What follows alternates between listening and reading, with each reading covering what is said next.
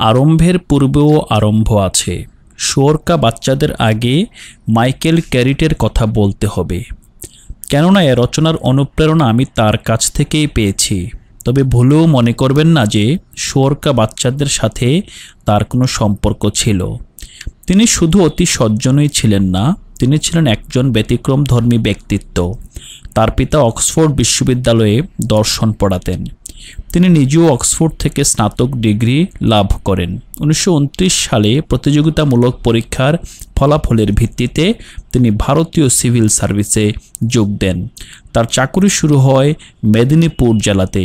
চাকুরির প্রথম বছরে তারই সামনে উগ্রপন্থী জাতীয়তাবাদীদের হাতে পরপর দুজন ইংরেজ জেলা প্রশাসক নিহত হন।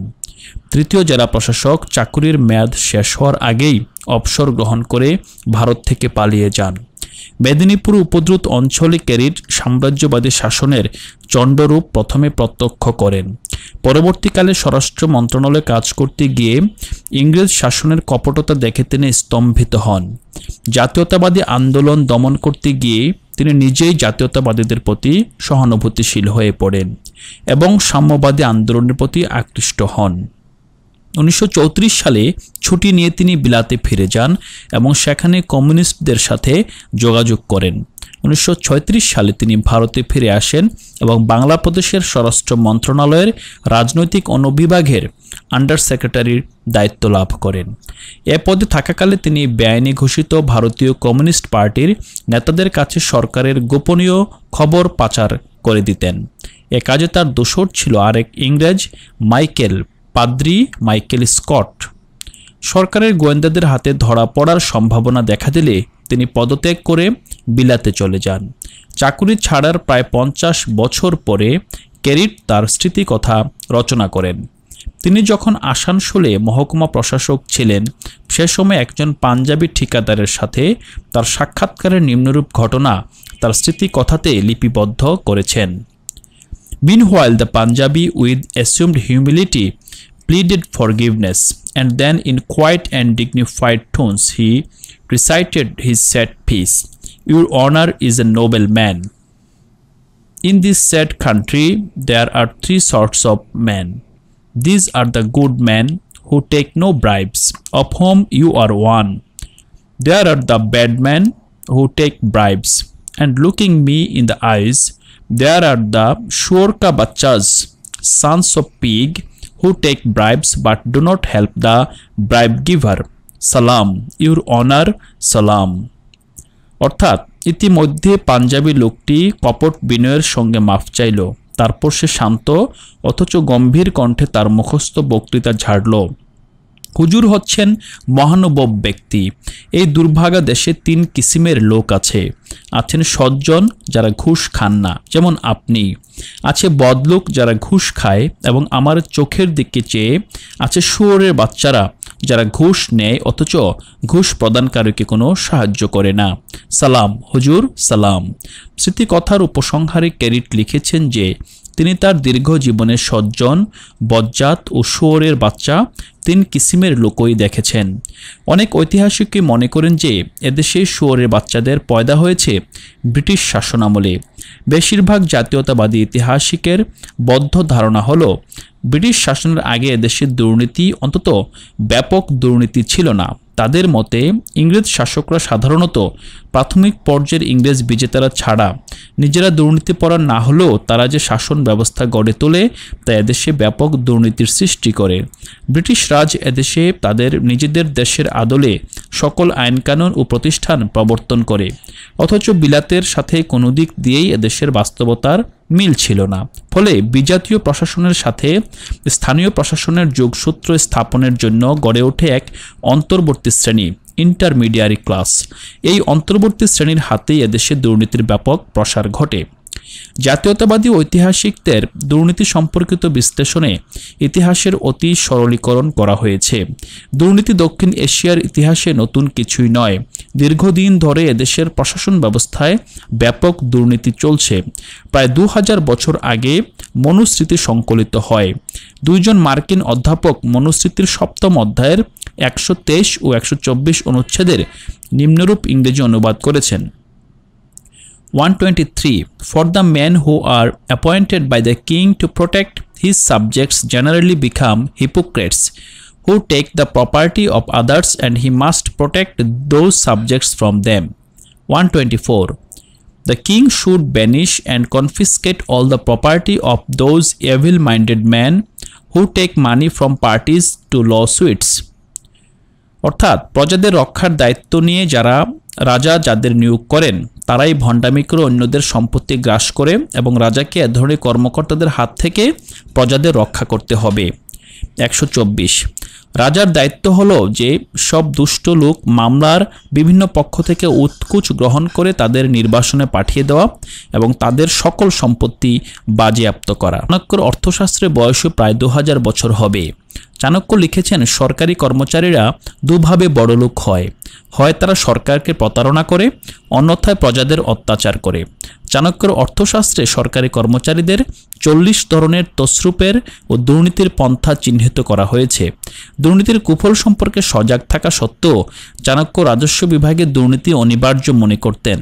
অর্থশাস্ত্রের 2টি অনুচ্ছেদের নিম্নরূপ ইংরেজি রূপান্তর করা হয়েছে: just as it is impossible not to taste honey or poison that one may find at the tip of one's tongue, so it is impossible for one dealing with government funds not to test at least a little bit of the king's wealth.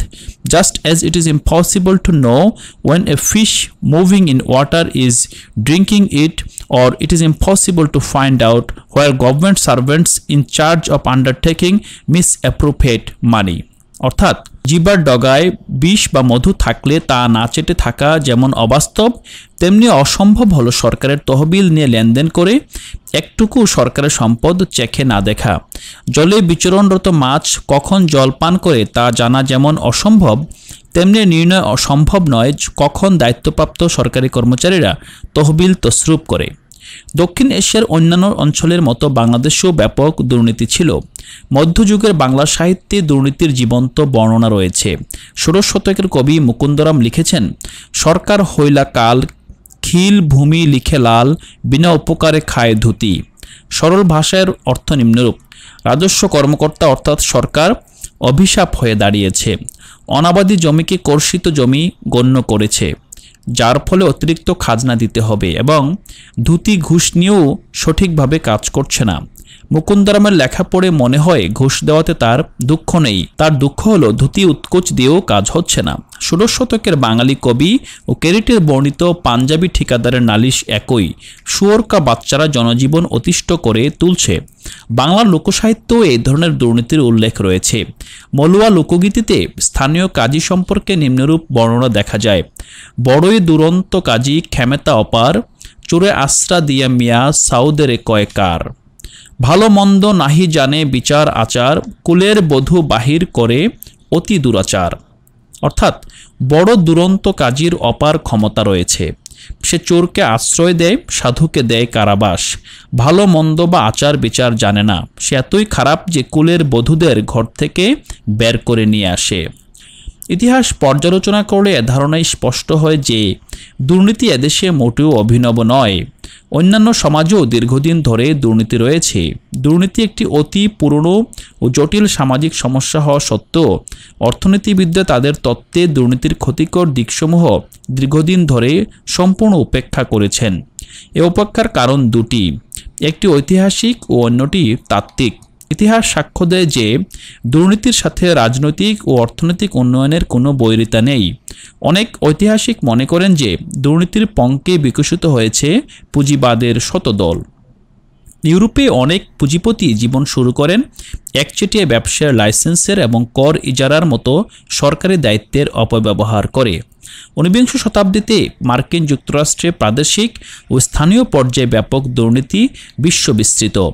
লুণ্ঠন হতে প্রাথমিক পুঁজি সংগ্রহ করে যারা বড়লোক হয়েছিলেন মার্কিন যুক্তরাষ্ট্রে তারাই দস্যু কুবের রবার ব্যারেন নামে পরিচিত। চীন দেশে দীর্ঘদিন ধরে একটি প্রবাদ প্রচলিত আছে, বড় ধরনের ডাকাতরা ব্যাংক স্থাপন করে। ইতিহাস থেকে জানা যায় যে দুর্নীতি সত্ত্বেও উন্নত দেশসমূহ অর্থনৈতিক উন্নয়ন হয়েছে। তবে এসব তথ্যের ভিত্তিতে দুর্নীতি ও উন্নয়নের মধ্যে কোনো কার্যকারণ সম্বন্ধ প্রতিষ্ঠা করা যায় না। তাত্ত্বিক দিক থেকেও অনেক সমাজবিজ্ঞানী মনে করেন যে দুর্নীতি উন্নয়নের জন্য সহায়ক। পুঁজিবাদের বিকাশের পথে রাষ্ট্রযন্ত্রে যেসব প্রতিবন্ধকতা রয়েছে, ব্যাপক রাজনৈতিক পরিবর্তন ছাড়া তাদের অপসারণ সম্ভব নয়। পক্ষান্তরে প্রশাসনিক অচলায়তনে দুর্নীতির মাধ্যমে স্বল্প ব্যয়ে বিভিন্ন বাধা এড়ানো সম্ভব হয়। ঘুষের মাহাত্ম্যে লালফিতার দৌরত্বকে পাশ কাটিয়ে দ্রুত সিদ্ধান্ত পাওয়া সম্ভব।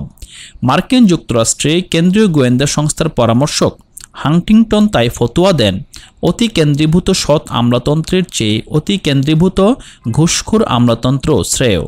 অবশ্য এ ধরনের যুক্তির দুর্বলতা রয়েছে।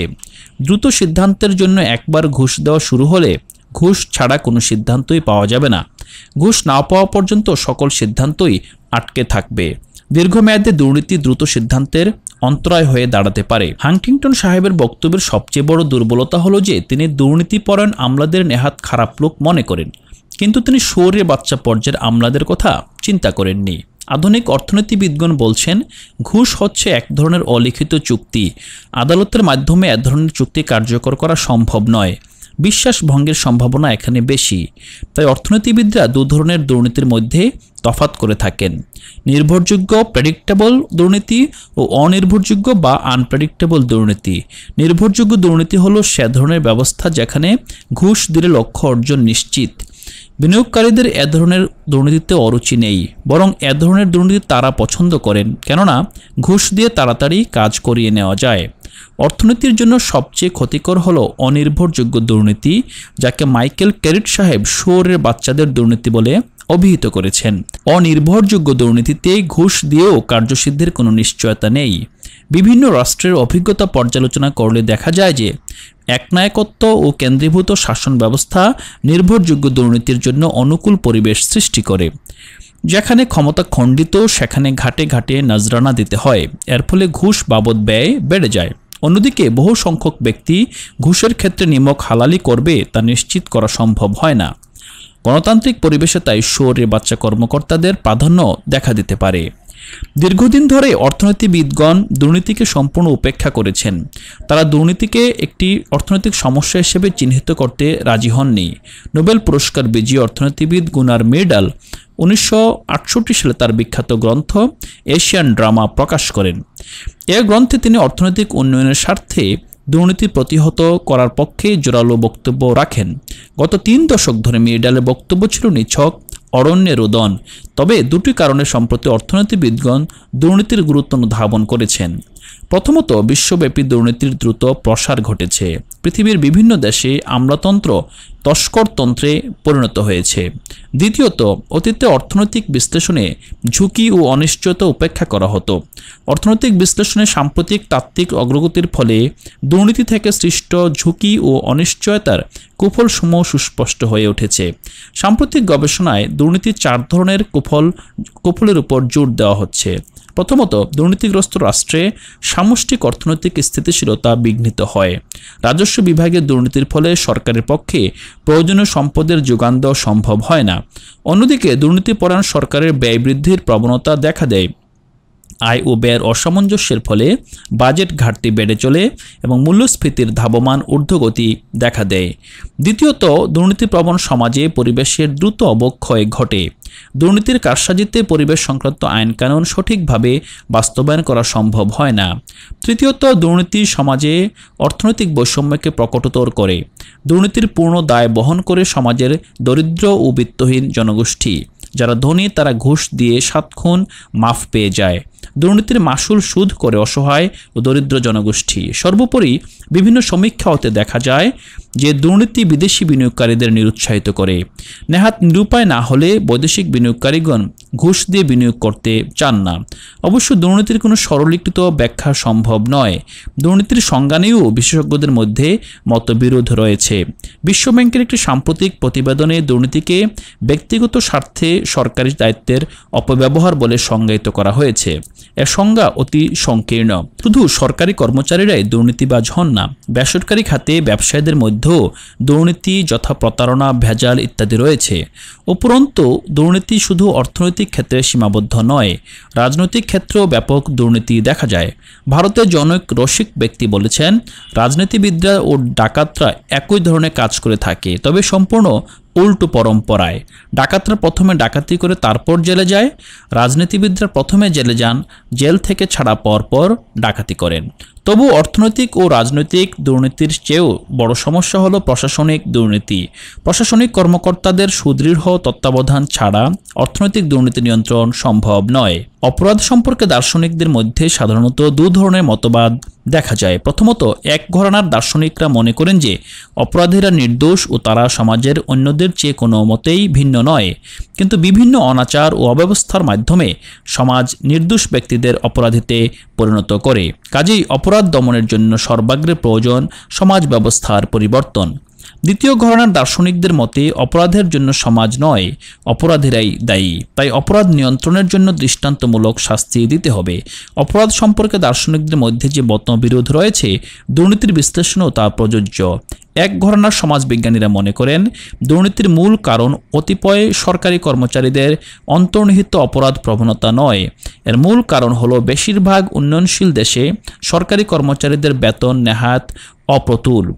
উন্নয়নশীল জগতে স্বল্প আয়ের সরকারি কর্মচারীদের মানবেতর জীবনযাপন করতে হয়, তাই তাদের পক্ষে উৎকোচ গ্রহণ অত্যন্ত স্বাভাবিক। এই ঘরানার পণ্ডিতদের সুপারিশ হলো দুর্নীতি হ্রাস করতে হলে সরকারি কর্মচারীদের বেতন বাড়াতে হবে। পর্যাপ্ত বেতন পেলে সরকারি কর্মচারীরা তাদের মৌলিক চাহিদা মেটাতে পারবে, এর ফলে তাদের উৎপাদনশীলতা বেড়ে যাবে। উপরন্তু বেতন বাড়লে সরকারি কর্মচারীদের চাকরির জন্য মমতা বাড়বে, তারা ঘুষ নিয়ে চাকরি হারানোর ঝুঁকি নিতে রাজি হবে না। উৎপাদনশীলতা ও সামাজিক ন্যায়বিচারের দৃষ্টিকোণ থেকে তৃতীয় বিশ্বের সরকারি কর্মচারীদের বেতন বাড়ানোর যথেষ্ট যুক্তি রয়েছে, কিন্তু এর ফলে দুর্নীতি হ্রাস পাবে কিনা সে সম্পর্কে সন্দেহ রয়েছে।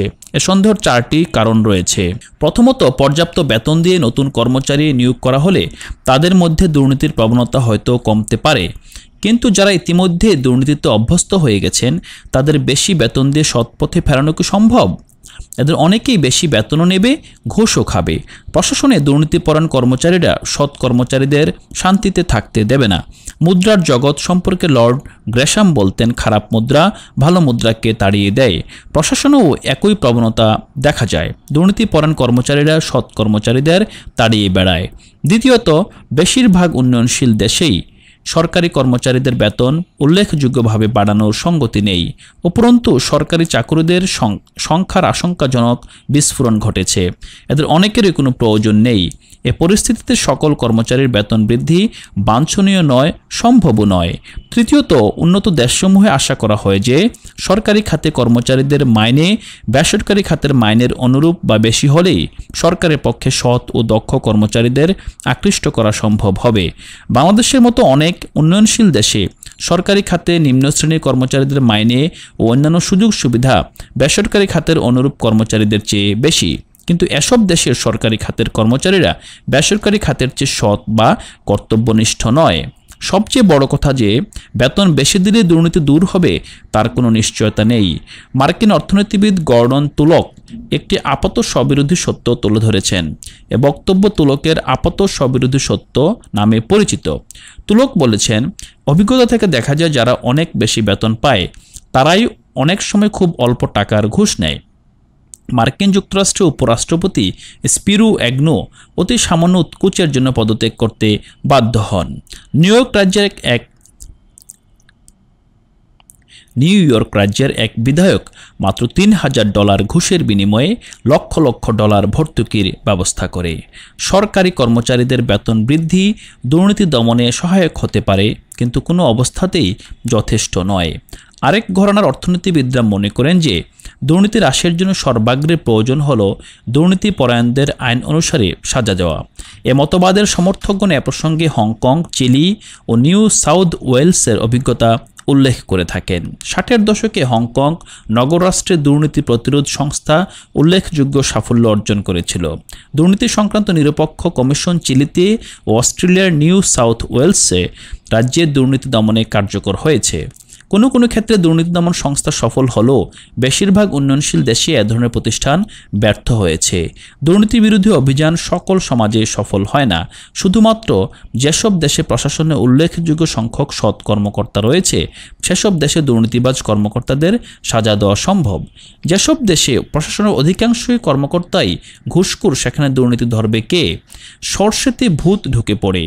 দুর্নীতি দমন সংস্থা নিজেই দুর্নীতিতে সংক্রমিত হয়। এ ধরনের সংস্থা দুর্নীতি দমন করতে পারে না, শুধুমাত্র ঘুষের বখরার সুষম বন্টন করে। দুর্নীতি দমন একটি দীর্ঘস্থায়ী প্রক্রিয়া।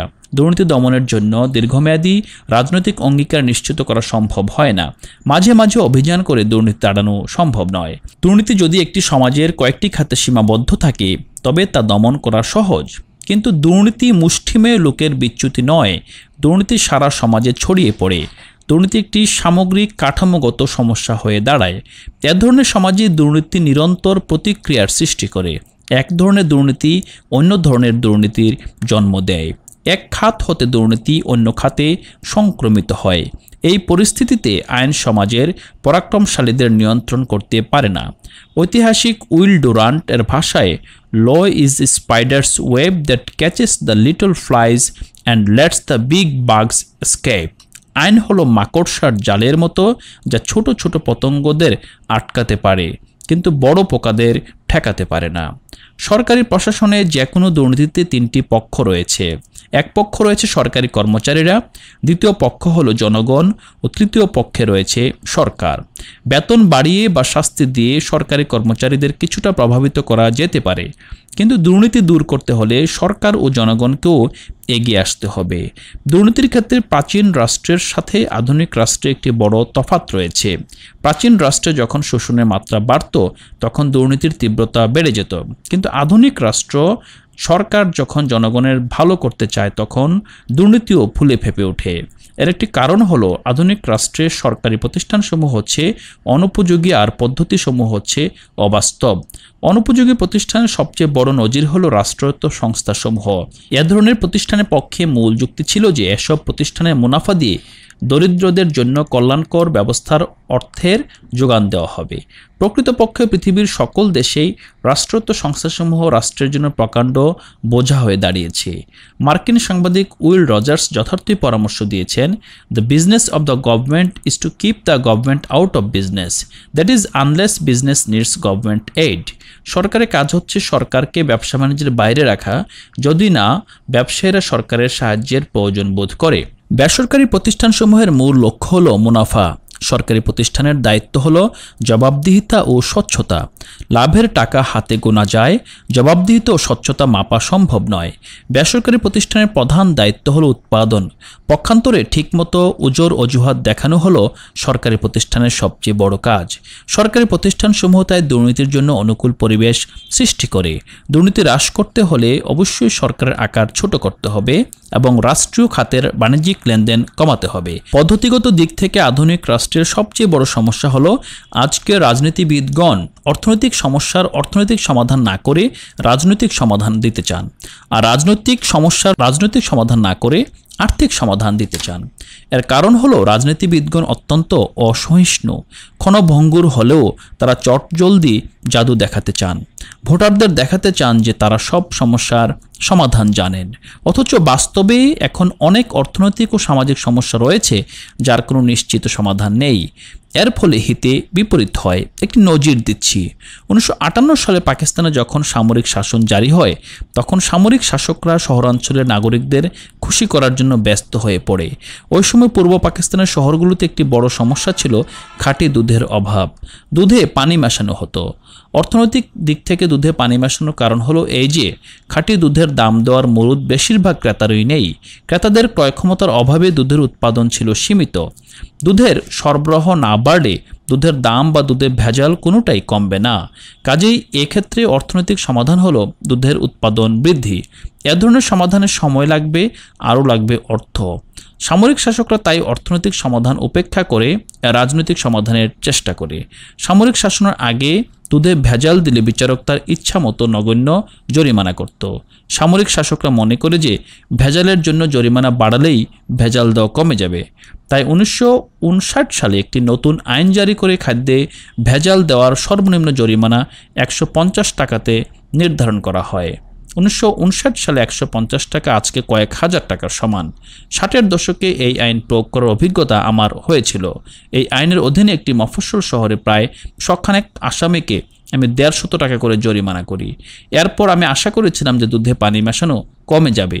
বাজার থেকে খবর নিয়ে জানা গেল যে এসব শাস্তির পর দুধে পানি মেশানো বেড়ে গেছে। এর কারণ হলো আদালত কর্তৃক ভেজালের জন্য উঁচু হারে জরিমানা আরোপের ফলে বাজারের স্যানিটারি ইন্সপেক্টরদের দৌরাত্ম্য বেড়ে যায়। তারা দুধ ব্যবসায়ীদের হুমকি দিতে থাকে যে তাদের ঘুষ না দিলে তারা আদালতে মামলা ঠুকে দেবে এবং আদালতে গেলেই নতুন হাকিম দুধওয়ালাদের জরিমানা করবে।